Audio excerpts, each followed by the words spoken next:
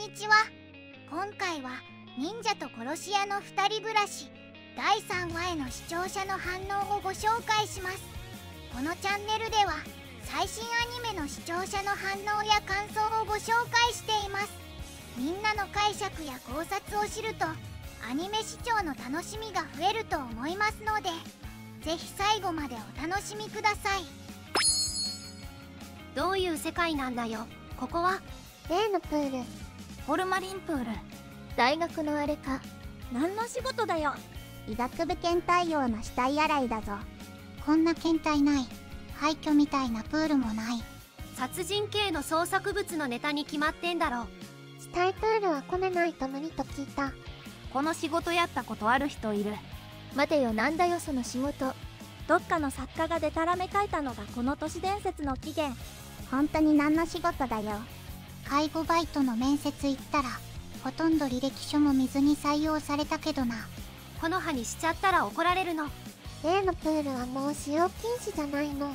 薄い本だと口車に乗せられてエッチなバイトをする展開になるのかな。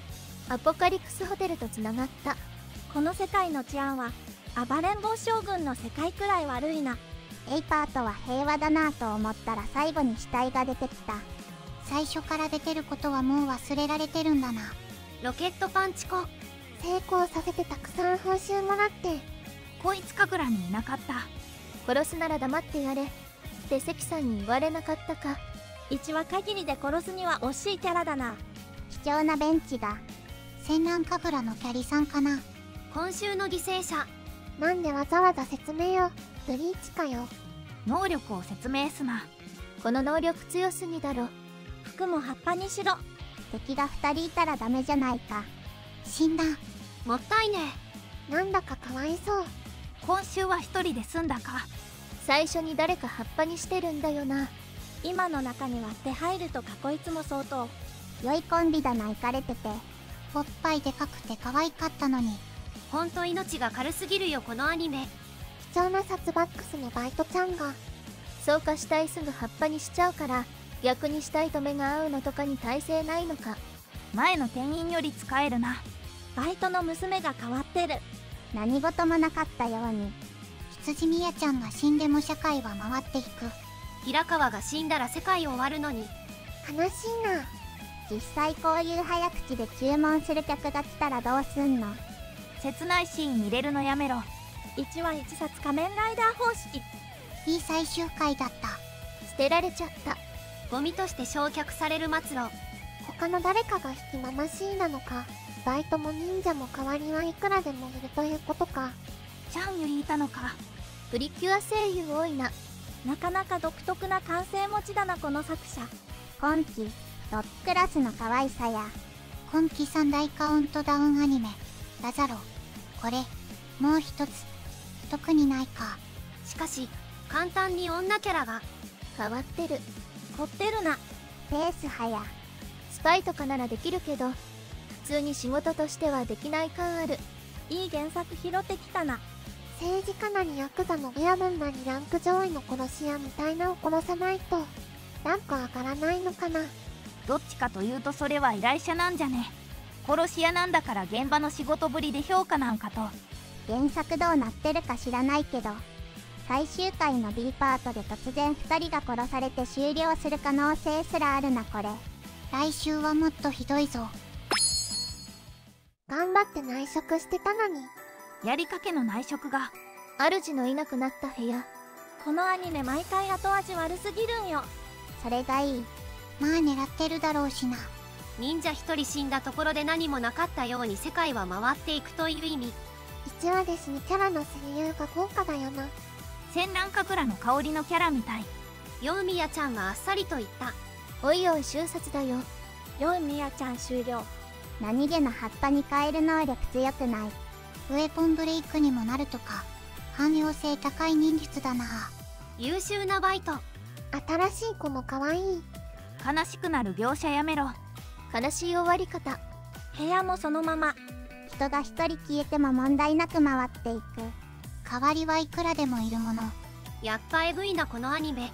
死体をゴミ箱に捨てるとか寄生獣じゃないんだからさ。この作品なんなんだよ。すぐ死ぬキャラにちゃんと名前つける。すごい。可愛い女の子が一瞬でぶっ殺された。めっちゃセンスいいな、ほんと。普通は超えちゃいけないライン超えてくるし、サクサク殺すくせにちゃんと死が重い。ザーさんこれまでの役でもトップクラスのクズでは。カブリーユ。サトコもサトコでだいぶサイコパスな側面持ってるんだよな。術のヤバさと人格が見事に噛み合ってるというか。淡々としてるザーさんって珍しいな。最近はひたすら汚いかアホの子の印象が強い。このアニメ毎回どういう気持ちで見ればいいの？笑えばいいと思うよ。個人的に今期のダークホーズだわ。シャフトのアニメで面白いと思うの久しぶりかもしれない。死体洗いのバイトって今の若い子に通じるんかの？あのバイトの死体を葉っぱにした後まずいか。死体洗いはちゃんと数がカウントされてるし、っていうかあれ都市伝説だし。放置された葉っぱが何も知らない掃除の人の手によってゴミ箱に捨てられるという人の心のない終わり方。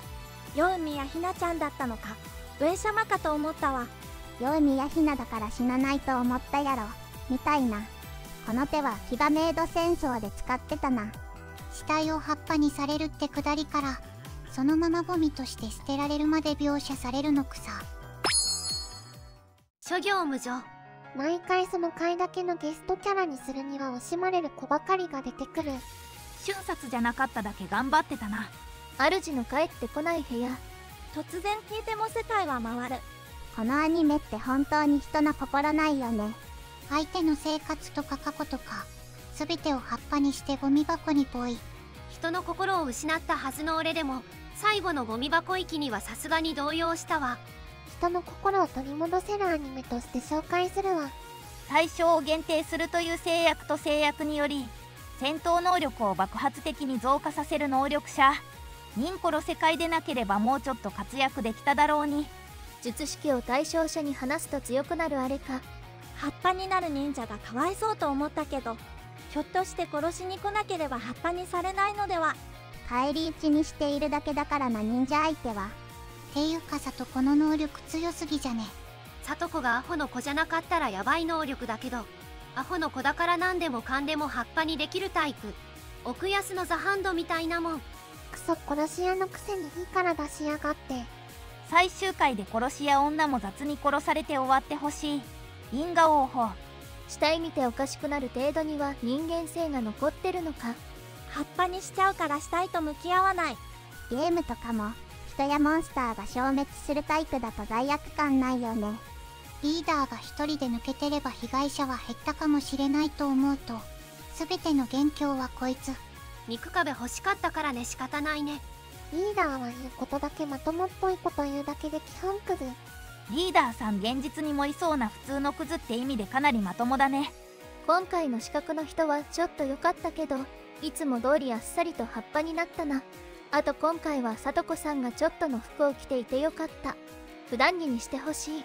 あのドタバタ劇からの最後の人が変わったアルバイトの店や誰もいない内職をやっていた部屋の後の風景は正直ゾワッときてしまった。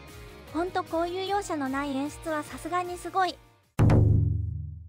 最後までご視聴いただきありがとうございました。皆さんのご感想や注目ポイント、考察などありましたらコメントで教えていただけると嬉しいです。このチャンネルでは最新アニメの視聴者の反応や感想をご紹介しています。ぜひチャンネル登録とグッドボタンをよろしくお願いします。それではまた次回の動画でお会いしましょう。